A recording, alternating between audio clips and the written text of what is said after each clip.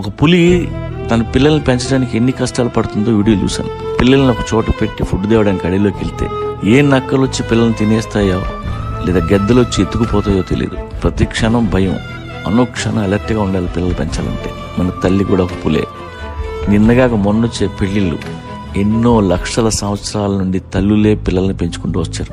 మొగుడు ఎలాంటోడైనా ఉన్నా లేకున్నా కంటికి రెప్పలా మనల్ని చూసే తల్లే. తల్లి లేని పిల్లల్ని అడగండి, వాళ్ళు ఎన్ని కష్టాలు పడ్డారు. మొగుడు సంపాదించినా సంపాదించకపోయినా, ఇంటికి వచ్చినా రాకపోయినా పిల్లల కడుపు నిండితే గాని ఏ తల్లి పడుకోదు. అందుకే తండ్రి కంటే ఎప్పుడు తల్లే గొప్పది అంటారు. కానీ చివరికి తల్లిని ఎక్కువగా బాధ పెట్టేది పిల్లలే.